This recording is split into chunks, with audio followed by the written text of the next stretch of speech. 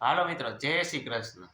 આજ નાનકડી વાત લઈને આવ્યો છું કે વ્યક્તિનું ફોકસ, જેટલું વ્યક્તિનું ફોકસ સ્થિર હોય, એકાગ્ર હોય, એ વ્યક્તિ બહુ આગળ જાય છે.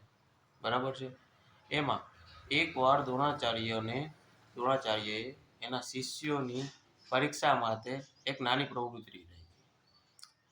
એને એમ કીધું, આ ધનુષ ઉઠાવો અને તીર લ્યો, અને જે ઓલો પક્ષી છે એના ઉપર નિશાન સાધો.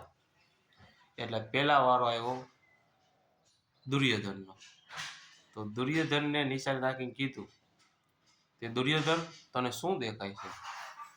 તો દુર્યોધન કે મને આકાશ દેખાય છે, ઝાડવા દેખાય છે. બરાબર, એ કે મૂકી દો. શું કામ? કે દ્રોણાચાર્યએ કીધું હતું કે જ્યારે મારા પ્રશ્નનો જવાબ આવે ત્યારે જ તીર ધનુષમાંથી છોડજો, તાવથી નહીં. મૂકી દીધો. પછી આવ્યો યુધિષ્ઠિરનો વારો. યુધિષ્ઠિરને ગુરુદેવે કીધું, દ્રોણાચાર્ય કે યુધિષ્ઠિર, તને શું દેખાય છે?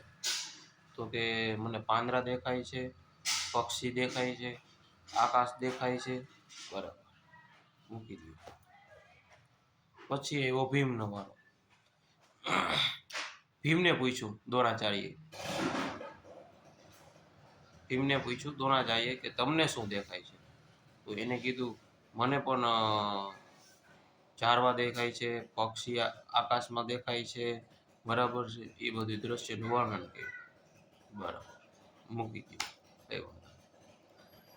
પછી નકુલ આવ્યો, સહદેવ આવ્યો. બધાનો એક સરખો જ જવાબ હતો કે તમને શું દેખાય છે? તો બધાએ કીધું પક્ષી દેખાય છે, આકાશ દેખાય છે. બરાબર છે. ઝાડવા દેખાય છે, એની અંદર પાંદડા દેખાય છે, પક્ષી દેખાય છે. છેલ્લે વારો હતો અર્જુનનો. અર્જુનને પૂછવામાં આવ્યું કે તને શું દેખાય છે? એ કે ગુરુદેવ, મને પક્ષીની આંખ જ દેખાય છે, મને બીજું કંઈ નથી દેખાતું. બસ, દ્રોણાચાર્ય કે છોડી દે તીર. અને બસ, કહેવાનો મતલબ કે જ્યારે વ્યક્તિને પોતાનું જે ધ્યેય માગે મૂકવામાં આવ્યો હોય એને ફક્ત ને ફક્ત એનું ધ્યેય દેખાવું જોઈએ. ફોકસ એટલું હોવું જોઈએ કે બીજું કંઈ ન દેખાવું જોઈએ આજુબાજુમાં, ઓનલી ફોર એનું નિશાનો જ દેખાવો જોઈએ. એવી રીતે અર્જુનનું જ્યારે અર્જુનની જેનું ફોકસ સ્થિર રહેશે, એકાગ્ર રહેશે, એ વ્યક્તિ આગળ વધશે, કોઈ દી વાંધો નહીં આવે.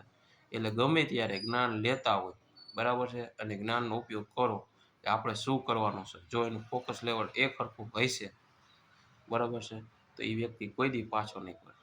ફોકસ બહુ જરૂરી વસ્તુ છે અત્યારના સમયમાં. શું કામ? કે આજુબાજુમાં અત્યારે તમને અચરણ પાડવા માટે કેટલા બધા સાધનો, ન કહી શકો એટલા.